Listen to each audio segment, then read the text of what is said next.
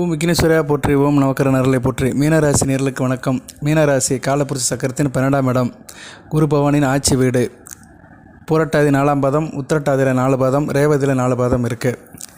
இப்போ இந்த வீடியோ பதிவில் மீனராசிக்கு சந்திரனை பற்றி தான் நான் பேச போகிறேன். சந்திரன் மாதுர் காரகன், இந்த பிரபஞ்சத்துக்கு முக்கியமான கிரகம், பூமியோட துணைக்கோள். உங்கள் ராசியில் தான் இருப்பார். சந்திரன் எங்கே இருக்கிறாரோ அதான் ராசி. இப்போ மீனராசினா மீனராசியில் சந்திரன் இருக்கிறதா மீனராசி. 3 நட்சத்திரத்தில் இருப்பார். புரட்டாதி 4ஆம் பாதம், உத்திரட்டாதியில் 4 பாதம், இல்லைன்னா ரேவதி 4 பாதத்தில் இருப்பார் சந்திரன். சந்திர திசை உங்களுக்கு ஒரு 50 வயசில் நடக்கும். புரட்டாதியில் பிறந்தவங்களுக்கு குரு திசை நடக்கும், உத்திரட்டாதியில் சனி திசை நடக்கும், ரேவதியில் புதன் திசை நடக்கும். புதன் திசைக்கு அடுத்து கேது திசை, சுக்குர் திசை, சூரிய திசை, சந்திர திசை. ஸோ சந்திர திசை ஒரு மத்தியம வயதில் நடக்கும். 50 வயசுக்கு மேலே ஒரு 60 வயசுக்குள்ளே இருக்கிறவங்க நடக்கும். வாழ்க்கையில் ஒரு பொறுப்பான இடத்துல இருக்கிறவங்களும் நடக்கும். ஆணாக இருந்தாலும் சரி, பெண்ணாக இருந்தாலும் சரி, குடும்ப பொறுப்பை சுமக்கிற அந்த காலகட்டத்தில் நடக்கும். வாழ்க்கையில் என்ன பிள்ளைகளை கட்டி கொடுக்கணும், நல்ல காரியம் பண்ணணும், வீடு கட்டணும், மனை கட்டணும், இப்படி ஒரு பொறுப்பான தவிர்க்க முடியாத காலகட்டத்தில் சந்திர திசை வந்துடும். அந்த சந்திரனை பற்றி தான் இப்போ இந்த வீடியோ பதிவில் பேச போகிறோம். அதுபோக உங்களுக்கு 7.5 சனி நடக்குது. 7.5 சனி ஆரம்பமாகி போய்கிட்டு இருக்குது. 2030 வரைக்கும் 7.5 சனி பிடியில் தான் மீனராசி இருக்குது. பொதுவாக சனிக்கும் சந்திரனுக்கும் பிடிக்காது, ஜென்ம சத்துருக்கள், எதிரிகள்.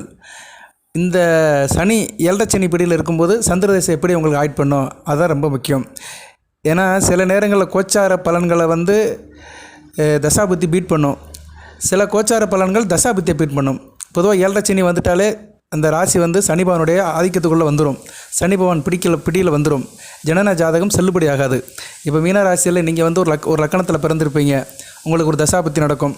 சூரிய திசையோ சந்திர திசையோ செவ்வாய் திசையோ நடக்கும். ஆனால் அந்த தசை நடந்தாலுமே அந்த தசாபுத்தி பலன்களை சனி பகவானுக்கு நிபந்தனைக்கு உட்பட்டு தான் கிடைக்கும். ஏன்னா சனி பகவான் 7.5 சனியில் எல்லாத்தையும் ஓவர்லுக் பண்ணுவார், பீட் பண்ணுவார். அது ஒரு அமைப்பு இருக்குது. அந்த அமைப்பு இப்படி பார்த்தோம்னா உங்களுக்கு இப்போ சந்திர திசை எப்படி இருக்கும், சந்திரன் நல்ல நிலைமையில் வளர்த்துருந்தாருன்னா பலன்களை கொடுப்பார். ஏன்னா 7.5 சனியில் பலன்கள் முழுமையாக கொடுக்க விடாமல் சனி தடுப்பார். ஏன்னா சனி பகவானுக்கு சூரியனும் சந்திரனும் ஆகாது, 2 பேருமே பகைமைக்கரங்கள். செவ்வாய் திசை நடக்கிறவங்களுக்கு பிரச்சனை இல்லை. செவ்வாய் ராகு திசை நடக்கிறவங்களுக்கு ஓரளவு தள்ளி போயிடும். ஆனால் அவங்களுக்கு கொஞ்சம் வயதும் ஆகிவிடும். ஓகே, இந்த சூரிய திசை சந்திர திசை கொஞ்சம் வயதில் இருக்கும். 40 to 50 அந்த ரேஞ்சில் இருக்கிறவங்களுக்கு இந்த சூரிய திசை சந்திர திசை நடக்கும். நான் இந்த வீடியோ பதிவில் சந்திர திசையை தான் பேசுகிறேன். சந்திரன் மாதுர் காரகன், சரியா? சந்திரன் எக்காரங்க விட்டு கெட்டு போகக்கூடாது. பொதுவாக ஒரு ஜாதகத்தில், தனிப்பட்ட ஜாதகத்தில் சந்திரனும் சூரியனும் கெட்டு போகக்கூடாது. சந்திர சூரியன் கெட்டு போயிட்டாங்கன்னா ஒரு குழந்தை பிறக்கும்போது தாய் தப்பனோட ஆதரவு கிடைக்காது. அது சந்திரன் கெட்டு போயிட்டாருன்னா தாயோட ஆதரவு கிடைக்காது. ஒரு குழந்தைக்கு பிறந்த ஒரு 5 வயது வரைக்கும் தாய் அன்பு தேவைப்படுது. தாய் நிலையில் தான் வளருது. பிறந்தவொடனே தாய்ப்பால் தான் குடிக்குது. ஸோ சந்திரன் யாருடைய ஜாதகமாக இருந்தாலும் சரி, ஆணாக இருந்தாலும் சரி, பெண்ணாக இருந்தாலும் சரி, அவங்க ஜாதகத்தில் சந்திரன் வலிமை பெற வேண்டும். சந்திரன் ஒளிச்சந்திரனாக இருக்கணும். நீங்கள் பிறக்கும்போது சந்திரன் வளர்பிறை சஷ்டியிலிருந்து தேய்பிறை பஞ்சமிக்குள்ளே திதியில் பிறந்தீங்கன்னா நல்ல விதமாக பார்க்கப்படுகிறது. அதுபோல் சந்திரன் சூரிய கந்திரத்தில் இருக்கணும். சூரிய கந்திரத்தில் இருக்கணும்னா மிதுனம், கன்னி, துலாம், இந்த அமைப்பில் சூரியன் இருக்கணும். மிதுனம்னா ஆனி மாதம், கன்னினா புரட்டாசி மாதம், தனுசுனா மார்கழி மாதம். இந்த 3 மாதத்தில் நீங்கள் பிறந்திருந்தீங்கன்னா ஓரளவு நீங்கள் நல்ல நிலைமையில் இருப்பீங்க. சரியா? உடனே கமெண்டில் போட்டுறாதீங்க, நான் புரட்டாசி மாதம் தான் பிறந்தேன், இன்னும் சரியில்லையே அப்படின்னு சொல்லிடாதீங்க. நான் சொல்கிறது சந்திரனுக்காக சொல்கிறேன் நான். ஏன்னா சந்திர திசை நல்லாயிருக்கும். ஓரளவு சந்திர திசை சிறப்பாக இருக்கும். ரொம்ப ஆளை போட்டு கவித்திராது, பாடாப்படுத்தாது. ஏன்னா சூரியனுக்கு கேந்திரத்தில் வர சந்திரன் ஒளிச்சந்திரனாக இருப்பார். சரியா? புரட்டாசி மாதம் பிறந்தீங்கன்னா சந்திரன் உங்களுக்கு ராசிக்கு பௌர்ணமி சந்திரனாக இருப்பார். நீங்கள் பிறக்கும்போது நல்ல அமைப்பை கொடுப்பார். சரியா? சில ஆதிபத்திய விஷயத்தில் நல்லபடி செய்வார். நீங்கள் பிறந்த லக்கணத்துக்கு ஏற்ற மாதிரி, நீங்கள் பிறந்த லக்கணமும் சந்திரனுக்கு உடன்பட்ட லக்கணமாக இருக்கணும். சரியா? சந்திரனுக்கு பிடித்த லக்கணத்தில் பிறந்து புரட்டாசி மாதம் பிறந்திருந்தீங்கன்னா கண்டிப்பாக நல்லது செய்வார். சரியா?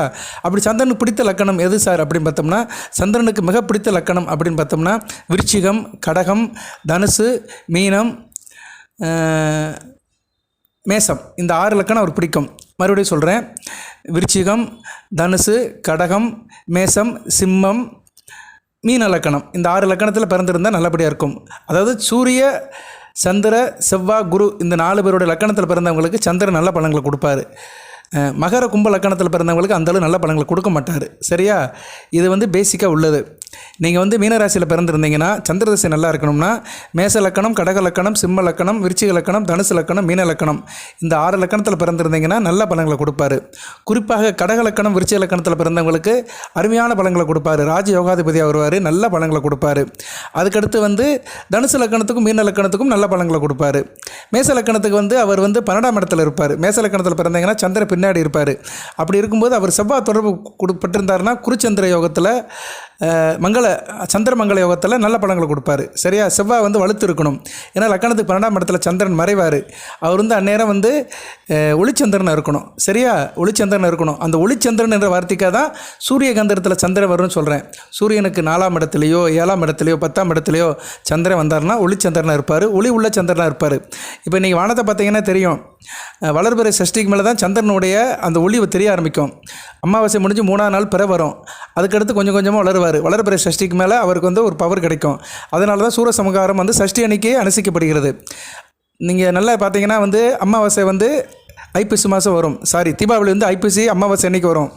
ஐப்பசி அமாவாசை முடிஞ்சோடனே சஷ்டி விரதம் இருக்க ஆரம்பிச்சிருவாங்க. மறுநாள் இருந்து அவர் 6 நாள் 7 நாள் விரதம் இருந்து அடுத்த வாரம் ஒரு 6 நாள் கழித்து சஷ்டி அன்னைக்கு தான் சூரியனை வந்து முருகன் வந்து வதம் பண்ணுவார். அந்த கந்த சஷ்டி நடக்கும், சூரகம்சாரம் நடக்கும். எதுக்கு சொல்ல வரேன்னா, அந்த சஷ்டி தீதிக்கு வந்து அவள் பவர் இருக்குது. அந்த சஷ்டி தீதியிலேருந்து தான் சந்திரன் வந்து ஒரு ஃபோர்ஸாக வந்து பலன் பெறுறாரு. அந்த சஷ்டி தீதியிலேருந்து பலன் பெறுறவர் பௌர்ணமி முடிஞ்சு பௌர்ணமிக்கு அடுத்து ஒரு 5 நாள் தேய்பிறை பஞ்சமி வரைக்கும் இருப்பார். இன்றைக்கி தேய்பிறை பஞ்சமி. சரியா? இந்த வீடியோ போடுற இன்றைக்கி வந்து தேய்பிறை பஞ்சமி. ஓகே, எல்லாம் இறைவன் சித்தம். எதுக்கு சொல்ல வரேன்னா, சந்திரன் வலுப்பட்டு இருக்கணும். சந்திரன் வலுப்படுறது வந்து ஏகப்பட்ட காரணம் இருக்குது. அதாவது அவர் வந்து பல வகையில் வலுப்படுவார். சூரிய கந்திரத்தில் வலுப்படுவார், திதி முறையில் வலுப்படுவார். அதுபோக வந்து சுபகிரகங்களோட தொடர்பு இருந்தாலும் வலுப்பெறுவார். சுக்கிரன் தொடர்போ இல்லைன்னா குரு பார்வைக்கு வந்தாலும் அவர் வந்து வலுப்பெறுவார். சுக்கிரன் வந்து உங்கள் ராசியில் இருந்தார்னா அருமையான அமைப்பு. சுக்கிரன் வந்து உங்கள் ராசியில் உச்சம் அடைவார். சுக்கிரன் லக்கண ரீதியாக கெட்ட கிரகமாக இருந்தால் கூட சுக்கிரன் உங்கள் ராசியிலே இருந்தாலும் சந்திரன் வலுப்பெறுவார். அதுபோக குரு உங்கள் ராசியில் இருந்தாலுமே சந்திரன் வலுப்பெறுவார். செவ்வாய் உங்கள் ராசியில் இருந்தாலுமே குரு அந்த சந்திரமங்கல யோகம் இருக்கும், ஓரளவு நல்ல விதமாக பார்க்கப்படுகிறது. அடுத்து வந்து குரு பார்வைக்கு சந்திரன் வரணும். குரு பார்வைக்கு வரணும்னா குரு வந்து உங்கள் ராசிக்கு வந்து கடகத்திலிருந்து பார்க்கலாம், கண்ணிலிருந்து பார்க்கலாம், இல்லைனா விருச்சிகத்திலிருந்து குரு பார்த்தாலும் சந்திரன் வலுப்பெறுவார். சுக்கிரனும் சந்திரனை பார்க்கலாம். சுக்கிரனை வந்து கண்ணிலிருந்து கூட பார்க்கலாம். ஆனால் கண்ணியில் இருந்தார்னா அவர் நீசம் அடைவார். நீச சுக்கிரனு சந்திரனை பார்க்கக்கூடாது.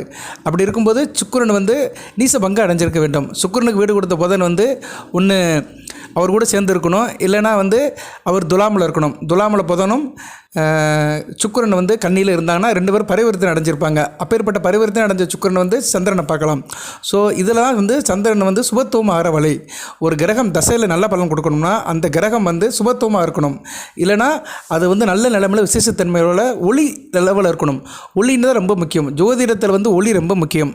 ஒளினாலே ஜோதி தான் அர்த்தம். ஜோதி இருக்கும் இடம் ஜோதிடம். ஒரு கிரகம் வந்து ஒளியோடு இருந்துச்சுன்னா அந்த கிரகம் வந்து அந்த பர்டிகுலர் ஜாதகருக்கு அந்த ஜாதகனுக்கு நல்ல பலன்களை கொடுக்கும், தன்னுடைய தசையில் கொடுக்கும்.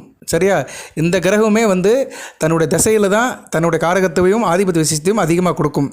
காரகத்துவத்தை வந்து வாழ்நாள் முழுக்க கொடுக்கும். அதாவது அது அந்த ஜாதகர் பிறந்ததுலேருந்து இறுதி வரைக்கும் அந்த அமைப்பை கொடுக்கும்.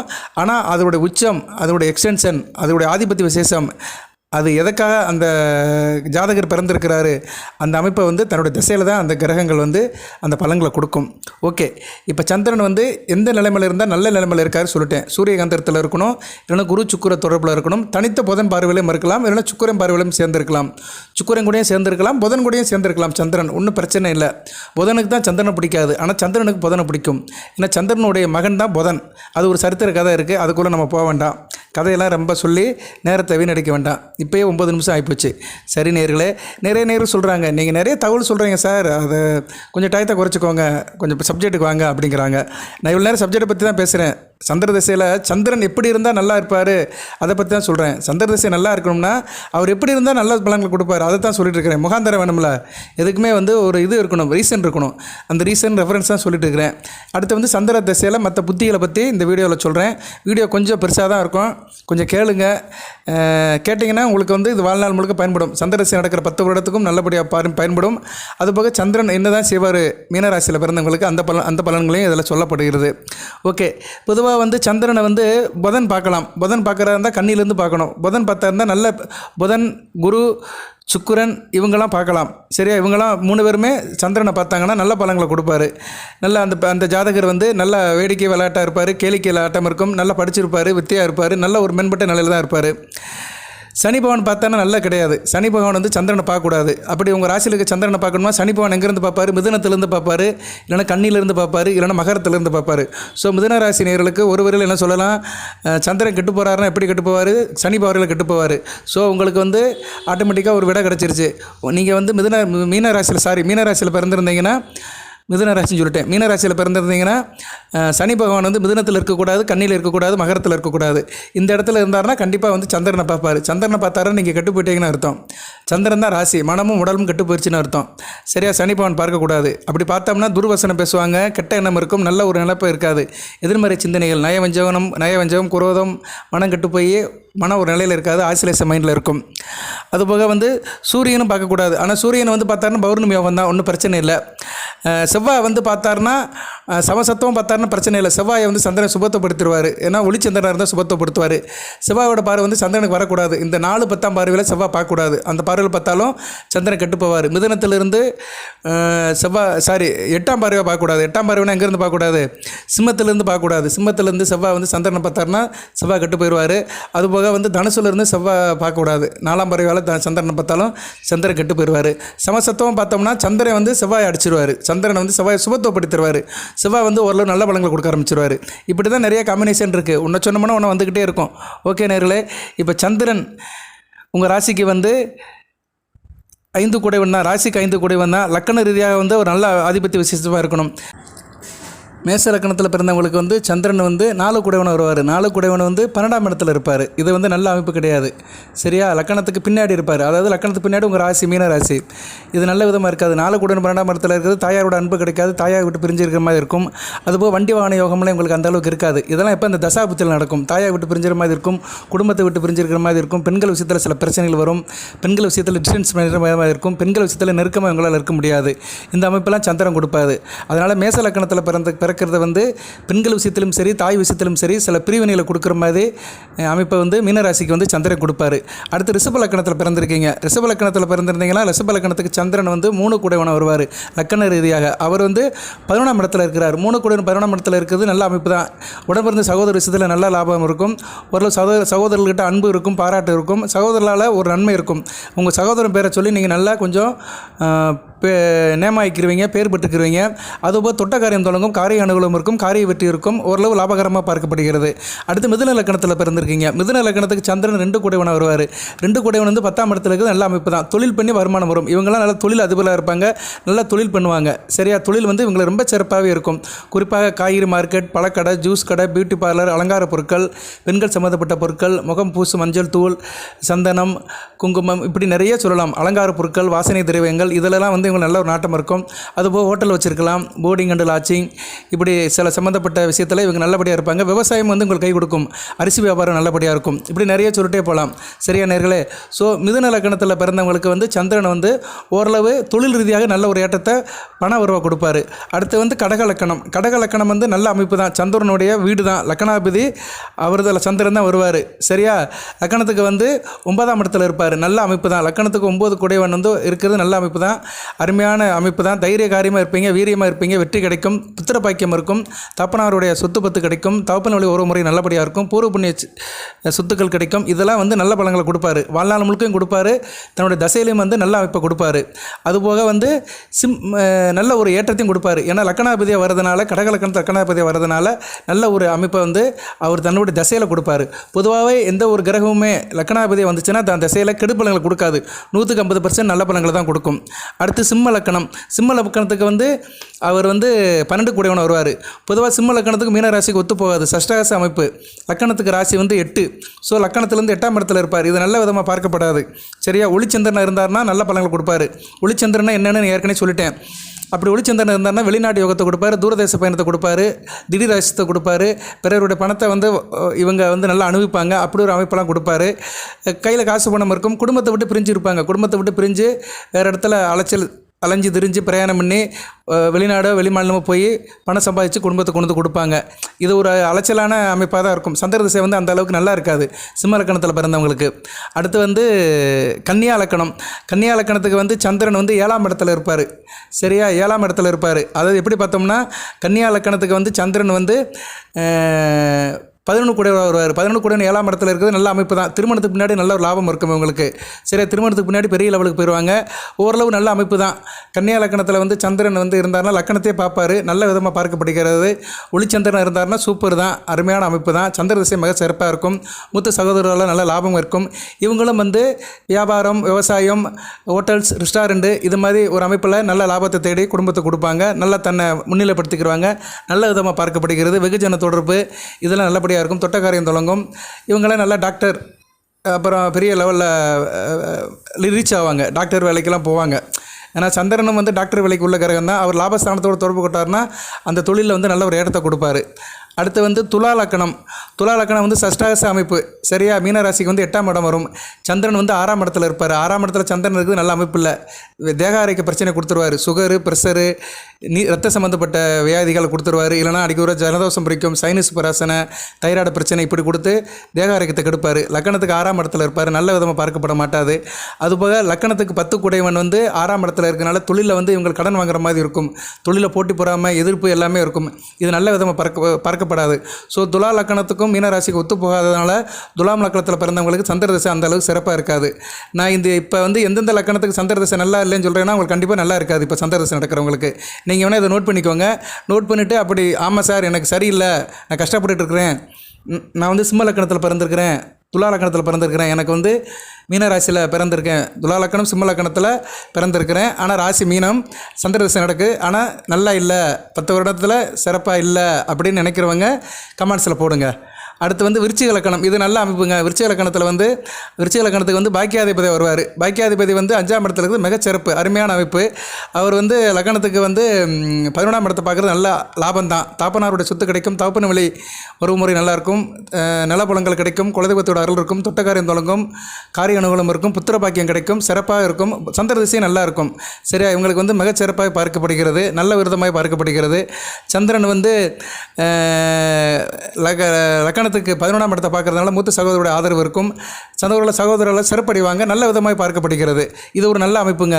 விருச்சிக லக்கணம் மீனராசி ஒரு கோணத்தில் வரும். சரியா, சிறப்பு. நான் முதல்ல சொன்னேன் பார்த்தீங்களா, கடக விருச்சிக லக்கணத்துக்கு சந்திர திசை நல்லா இருக்கும்னு, சிறப்பாக இருக்கும். விருச்சிக லக்கணத்தில் பிறந்தவங்களுக்கு இப்போ 7.5 சனி நடக்கிறவங்களுக்கு அந்த அளவு பெரிய பிரச்சனை இருக்காது. ஏன்னா தசை நல்லாயிருக்கும். மீனராசியில் வந்து இப்போதைக்கு வந்து கடகம் விருச்சிக லக்கணத்தில் பிறந்தவங்களுக்கு, கடக லக்கணம் விருச்சிக லக்கணத்தில் பிறந்தவங்களுக்கு 7.5 சனி வந்து அந்தளவு தாக்கம் இருக்காது. ஆனால் சந்திர திசை நடக்கணும். சந்திர திசை நடந்து சந்திரன் ஒளிச்சந்திரன் இருந்தார்னா 7.5 சனியை பற்றி கவலைப்பட வேண்டாம். இதுதாங்க ஜோதிடம். 7.5 சனி யாருக்கு சார் நல்லாயிருக்கும் மீனராசிக்கு அப்படின்னு பார்த்தோம்னா, கடக லக்கணம் விருச்சிக லக்கணத்தில் பிறந்தவங்களுக்கு சந்திரன் நல்ல நிலைமையில் இருந்தார்னா 7.5 சனி அந்தளவு பெருசாக பாதிக்காது. ஏன்னா தசாநாதன் வளர்த்துட்டாருன்னு வச்சுக்கோங்களேன், 7.5 சனியோட தாக்கம் குறைஞ்சி போயிடும். இதுதான் ஜோதிடம். சரியா, இப்படி இருக்கிறவங்க நல்லா இருப்பாங்க. 7.5 சனியில் எல்லாருமே கஷ்டப்பட்டு இருக்காங்க இல்லை, எல்லாருமே நல்லா இருக்காங்க அதுவும் இல்லை. கஷ்டப்படுறவங்களுக்கு வந்து ஜனன ஜாதகத்தில் கிரகங்கள் நல்லா இல்லாமல் இருக்கும். அந்த தசநாதனை வந்து கெட்டு போயிருப்பார். எல்லாம் கூடி சேர்ந்து பிரச்சனையாக வந்துடும். ஓகே, அடுத்து வந்து தனுசு லக்கணம். தனுசு லக்கணத்துக்கு வந்து அவர் வந்து 8 கூடைவனாக வருவார். அவர் வந்து 4ஆம் இடத்துல இருக்குது, நல்ல அமைப்பு இல்லை. 8 கூடைவன் வந்து 4ஆம் இடத்துல இருக்கிறனால இதுவும் தாயை விட்டு பிரிகிற மாதிரி தான் இருக்கும். தாயாரோட அன்பு இருக்காது. ஒரு இடத்துல ஒரு வீட்டில் இருக்க மாட்டாங்க, வீடு மாற்றிக்கிட்டே இருப்பாங்க, ஊர் மாற்றிக்கிட்டே இருப்பாங்க. வண்டி வாகனம் நல்லபடியாக இருக்காது. சில பேருக்கு வண்டி வாகனத்தில் பிரச்சனை இருக்கும். இவங்களுக்கும் நல்ல விதமாக பார்க்கப்பட மாட்டாது. சரியா, நல்ல விதமாக இருக்காது. இருந்த போதிலும் சந்திரன் வந்து ராசிக்கு லக்கணத்துக்கு 10ஆம் இடத்தை பார்ப்பார். 10ஆம் இடத்தை பார்க்கறதுனால தொழில் ஓரளவு நல்லபடியாக இருக்கும். தொழில் வந்து ஓரளவு கை கொடுக்கும். இவங்களாம் தொழில் வியாபாரம் பண்ணி நல்லா சம்பாதிப்பாங்க. ஓகே, அடுத்து வந்து மகர லக்கணம். மகர லக்கணம் மீனராசி. மகர லக்கணத்துக்கு வந்து சந்திரன் வந்து 7 கூடைவன் தான். 7 கூடன் 3ஆம் இடத்துல இருக்குது, நல்ல அமைப்பில் கலத்தர தோஷத்தை கொடுக்கும். சரியா, கணவன் மனை உறவு நல்லா இருக்காது, தாம்பத்தியம் நல்லா இருக்காது, நண்பர் விஷயத்தில் பிரச்சனை இருக்கும், கூட்டு தொழில் பங்கு சந்தை சொந்த பந்த விஷயத்தில் ஒரு முட்டு முடக்கல் இருக்க தான் செய்யும். இதெல்லாம் இவங்க அணிவிக்க தான் செய்வாங்க சந்திர திசையில். இருந்த போதிலும் சந்திரன் லக்கணத்துக்கு 3ஆம் இடத்துல இருக்கிறனால காரிய வெற்றி இருக்கும், காரிய அனுகூலம் இருக்கும், போட்டி பந்தயத்தில் ஜெயிச்சிருவாங்க. தனிப்பட்ட முறையில் இவங்க ஒரு வீர சூரனாக இருப்பாங்க. வழியே சில வாழ்க்கையில் மெர்ச்சாகும்போது கணவன் மணி உறவு, பொது விஷயம், வெளிவட்டார பழக்க வழக்கங்கள், வெகுஜன தொடர்பில் வந்து தோற்று போயிடுவாங்க. அடுத்து வந்து கும்பலக்கணம். கும்பலக்கணம் 2இல் சந்திரன், வாழ்நாள் முழுக்க சாப்பாட்டுக்கு பிரச்சனை இருக்காது, நல்ல அமைப்பு தான். இருந்த போதிலும் லக்கணத்துக்கு 6 கூடியும் 2ஆம் இடத்துல இருக்கிறதுனால இவங்களுக்கு பேச்சே எதிரி தான். இவங்க வாயை திறந்தாலே பிரச்சனை தான். பேசினாலே சண்டைக்கு வந்துடுவாங்க, எதுக்கு இருக்கிறவங்க அந்தளவுக்கு பேசுவாங்க. ஆனால் தனிப்பட்ட முறையில் இவங்களுக்கு வந்து வாழ்நாள் முழுக்க சாப்பாடு நல்லாயிருக்கும், கையில் காசு பணம் இருக்கும், குடும்பத்தில் நான் தான் பெரிய ஆளுன்னு எல்லாத்துக்கிட்டே போட்டுக்கிட்டு ஒரு இதில் இருப்பாங்க. ஆனால் சந்திரன் வந்து 8ஆம் இடத்தை பார்க்கறதுனால வெளிநாடு வெளிமாநில தொடர்புகள்லாம் கொண்டு போய் விடுவார். சரியா, வெளிநாடு வெளிமாநில தொடர்புலாம் கொண்டு போய் விடுவார். தேக ஆரோக்கியம் நல்லாயிருக்கும், ஆயுள் தீர்க்கமாக இருக்கும், ஒரு நல்ல பழக்கம், ஒரு நல்ல ஒரு பணத்தையும் கொடுப்பாரு. சரி நேயர்களே, இப்போ லக்கண ரீதியாக வந்து சந்திரனோட அமைப்பை சொல்லியிருக்கிறேன். அடுத்து தசாபுத்திக்கு நான் அடுத்து சொல்கிறேன். நான் வீடியோவில் இருந்து கொஞ்சம் கூட தான் இருக்கும். சரி, இந்த வீடியோவை வந்து இதோட நிப்பாட்டிக்கிறேன். ஏன்னா 20 நிமிஷம் ஆகிப்போச்சு. நிறைய பேர் 20 நிமிஷத்துக்குள்ளே பேசுங்க சார் அப்படின்னு இருக்காங்க. அதனால் நான் தசாபுத்திக்கு வந்து அடுத்த வீடியோ போடுறேன். ஏன்னா தசாபுத்தி வந்து பெரிய சப்ஜெக்ட்டு. ஒவ்வொரு புத்தியும் வரும். சந்திர திசையில் சந்திர புத்தியிலிருந்து செவ்வாய் புத்தி, ராகு புத்தி, குரு புத்தி, சனி புத்தி, புதன் புத்தி, கேது புத்தி, சுக்கிர புத்தி, சூரிய புத்தி வரைக்கும் வரும். அதோடைய அந்த புத்தி நகர்களை பற்றியும் சொல்லணும். புத்தி நகர் பலன்கள், அதோடைய பரிகார வழிபாடு எல்லாத்தையும் சொல்லணும். சரியா, அது ஒரு பெரிய சப்ஜெக்ட்டு தான். அதை வந்து இந்த வீடியோவில் சேர்க்க வேண்டாம். இந்த வீடியோவில் சேர்த்தோம்னா 40 நிமிஷத்துக்கு மேலே போயிடும். அது அடுத்த வீடியோவை பகுதி 2ன்னு போடுறேன். தயவுசெய்து அந்த வீடியோவும் பாருங்கள். இந்த வீடியோவில் இவ்வளோ நேரம் பார்த்தவங்களுக்கு ஒரு ஐடியா கிடச்சிருக்கும். சந்திர திசை நமக்கு நல்லதாக நடக்குதா, நல்லா நடக்காதான்னு தெரிஞ்சிருப்பீங்க. அடிப்படை விவரத்தை சொல்லிட்டேன், பேசிக் இன்ஃபர்மேஷனை சொல்லிட்டேன், அந்த ஃபண்டமெண்டலை சொல்லிட்டேன். அடுத்து புத்தியில் வந்து எப்படி இருக்கும், இப்போ சந்திர திசை நடக்கிறவங்களுக்கு எப்படி இருக்கும் அதையும் சொல்லிடுறேன். இது வந்து பொதுவாக சந்திரனுடைய நிலைப்பாடை சொல்லிட்டேன். சந்திரன் வந்து மாதுர்காரகன். தாயை பற்றி சொல்கிறதுக்கு சந்திரன் தான். ஒரு மனிதனுக்கு வந்து நிறைய விஷயத்துக்கு சந்திரன் வருவார். சரியா நேர்களே, சாயை பற்றி சொல்கிறவர் சந்திரன் தான். நம்மளோட கருணை, ஈவு, இரக்கம் இதை பற்றி சொல்கிறவர் சந்திரன் தான். சந்திரன் வந்து மாதுர்காரகன். அதாவது அவருடைய வழிபாடு தெய்வம் வந்து பராசக்தி தான், அன்னை சக்தி தான் அவருடைய வழிபாடுடைய தெய்வம். அதுபோல் சுவையான விருந்து உபச்சாரங்களுக்கும் சந்திரன் தான் வருவார். இப்போ நம்ம நல்ல ஒரு விருந்துக்கு போகிறோம், நல்ல சாய்க்குசியாக சாப்பிட்றோம், இதுக்கெல்லாம் வந்து சந்திரன் தான். அதுபோல் ஆடம்பர ஆடைகள், நல்ல ட்ரெஸ் வச்சுக்கிறோம்னா சந்திரன் நல்லா இருந்தால் தான் போட முடியும். சில பேரை பாருங்கள், எப்போயுமே அழுக்கு துணி தான் கட்டியிருப்பாங்க, கையில் காசு பணம் நிறையா இருக்கும், ஆனால் வந்து நல்ல துணி வாங்கி போட மாட்டாங்க. அந்த யோகம் இருக்கும் அவங்களுக்கு, ஏன்னா சந்திரன் கெட்டு போயிருப்பார். இப்போ பார்த்தா அழுக்கு துணி கட்டிக்கிட்டு சட்டை அயன் பண்ணாமல் எப்படியோ பார்த்து இருப்பாங்க, தன்னை அலங்காரப்படுத்திக்க மாட்டாங்க, கவர்ச்சியாக இருக்க மாட்டாங்க. சந்திரன் நல்லா இருக்கிறவங்க தான் பார்க்க நல்லா இருப்பாங்க. வதனமே சந்திர பிம்பமே அப்படிம்பாங்க. வதனம்னா அழகு. அந்த சந்திர முகம் வந்து பார்க்கும்போது சந்திர பிம்பம் மாதிரி இருக்குமா, அதான் வதனமே சந்திர பிம்பமே அப்படிம்பாங்க. ஸோ மனிதனுக்கு வந்து முகப்பொழிவை கொடுக்குற கிரகம் சந்திரன் தான். அதுபோக தேக ஆரோக்கியத்தை கொடுக்குறவர் சந்திரன் தான். உடல் தான் சந்திரன். சரியா, ஒருத்தருக்கு வந்து தேகம் நல்லா இருக்குது, பார்க்க அட்ராக்ஷனாக இருக்கிறாங்க, நோய் நொடி இல்லாமல் இருக்கிறாங்கன்னா சந்திரன் நல்ல நிலைமையில் இருப்பார். அதுபோல் சீதள நோயில் கொடுக்குறவர் சந்திரன் தான். இடது கண்ணை பற்றி சொல்கிறவர் சந்திரன் தான். சில பேருக்கு இடது கண் மங்கிரும், இடது கண் பார்வை போயிடும், அவங்களுக்கு சந்திரன் கெட்டு போயிருப்பார். புருவத்துக்கு சந்திரன் தான். வில்லா வளைத்து வைத்த புருவம் வந்து வில்லு மாதிரி இருக்கும், சேரனின் வில்லு மாதிரி இருக்கும். சரியா, புருவம் வந்து சேரன் வில்லு மாதிரி இருக்கும். அந்த அளவுக்கு வந்து புருவம் வந்து வளைந்து நல்லா, புருவம் தான் ஒரு மனிதனுக்கு வந்து ரொம்ப முக்கியம். புருவத்தை மனிதனை எடுத்துட்டோன்னு வச்சுங்களேன், முகத்தை பார்க்கவே முடியாது. முகத்துக்கு முழு அழகு கொடுக்குறது புருவம் தான். கண், மூக்கு, நெற்றி, வாய், உதடு எல்லாமே இருந்தாலுமே புருவம் வந்து அனைத்துக்குமே வந்து ஒரு உருவத்தை கொடுக்குறது. புருவம் இல்லாத உருவம் வந்து நல்லாவே இருக்காது. கற்பனை பண்ணி பாருங்கள், ஒரு மனிதனுக்கு புருவத்தை வளைச்சி விட்டோம், புருவமே இல்லைன்னா அந்த உருவம் வந்து கொடூரமாக இருக்கும், கோர முகமாக இருக்கும். புருவம் தான் ஒரு மனிதனுக்கு வந்து அழகை கொடுக்குறது. அந்த புருவம் வந்து ரோமத்தால் ஆனது. ரோமத்தை வந்து நம்ம எந்த அளவு மதிக்கிறோம் பார்த்தீங்களா, அதுக்கு மதிப்பே கொடுக்க மாட்டேங்கிறோம். ஆனால் அந்த ரோமம் வந்து அந்த கண்ணுக்கு மேலே இருக்க போய் தான் முகத்துக்கே ஒரு தேஜாஜ் கிடைக்கு. ஏன், முகம்தான் முக்கியம். ஒரு மனிதனுக்கு வந்து பார்க்குறது முகத்தை தான் பார்க்குறோம். அந்த முகத்துக்கு வந்து முக்கிய குறிப்பே வந்து புருவம் தான். அந்த புருவம் தான் மனிதனுக்கு ஒரு உருவத்தையே கொடுக்குது. ஓகே, அடுத்து வந்து அந்த புருவத்தை கொடுக்குறவரும் சந்திரன் தான்.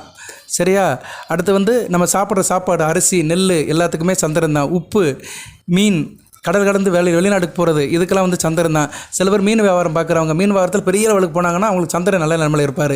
உப்பு வியாபாரம் பண்ணுவாங்க, உப்பளத்தில் வேலை பார்ப்பாங்க, ஹார்பரில் வேலை பார்ப்பாங்க, கடல் சார்ந்து வேலை பார்ப்பாங்க, அதுக்கெல்லாம் சந்திரன் தான் வருவார். ஸோ கோயில் குளத்துக்கு தெய்வீக பணி செய்கிறதுக்கும் சந்திரன் தான். கற்பனை வளத்துக்கு சந்திரன் தான். கவிஞர்கள், கலைஞர்கள் இவங்களுக்கெல்லாம் வந்து கற்பனை வளம் வருது, ஒன்றை மாற்றி ஒன்று எழுதுகிறாங்க, கிரியேட்டிவ் மைண்டு, கற்பனை வளம் எல்லாத்துக்குமே வந்து சந்திரன் தான். அவர் வந்து நல்ல நிலைமையில் இருந்தால் தான் சந்திரன் கொடுப்பாரு. அதுபோல் ரொம்ப முக்கியமானது நிம்மதியான உறக்கத்துக்கு சந்திரன் தான். தவம் இருந்தாலும் கிடைக்காது நிம்மதி அப்படிம்பாங்க. அது மாதிரி ஒரு மனிதனுக்கு 1000 இருந்தாலுமே நைட்டில் படுத்தா ஒரு 6 மணி நேரம் நல்லபடியாக தூங்கணும், அந்த தூக்கத்தை கொடுக்குற ஒரு சந்திரன் தான். ஓகே நேர்களே, இந்த வீடியோ பதிவை இதோடு நிப்பாட்டிக்கிறேன். அடுத்த வீடியோ பதிவு மீனராசிக்கு வந்து சந்திர புத்திகளை பற்றி விலாவாரியாக சொல்கிறேன். தொடர்ந்து பாருங்கள். நம்ம சேனலை சப்ஸ்கிரைப் பண்ணுங்கள், பெல் பட்டன் ஆன் பண்ணுங்கள், நோட்டிஃபிகேஷன் வர எல்லா வீடியோவும் பாருங்கள். ஜனநாயகம் செக் பண்ணுறவங்க நம்மளை அணுகுங்க. வாட்ஸ்அப் நம்பர் கொடுத்துருக்கேன், ஒரு குறைந்த கட்டணம் தான் வாங்குகிறேன். எப்போவுமே போதி ஜோதிடம் 2 கதவுகளை திறந்து உங்களுக்கு தயாராக இருக்குது, காத்துக்கொண்டு இருக்கிறது. எப்போ வேணாலும் நீங்கள் அணுகலாம். எல்லாம் இறைவன் மீனராசி நேயர்களுக்கு சில சௌபாகியத்தையும் சில ஐஸ்வர்யத்தையும் சில நன்மையிலும் கொடுப்பார். அனைத்து வளங்கள் நலங்களை பெற்று தேக ஆரோக்கியத்துடன் தீர்க்காயலுடன் நீடு ஓடி வாழ்க, நிறைந்த வளம் பெறுக. நன்றி நேயர்களே.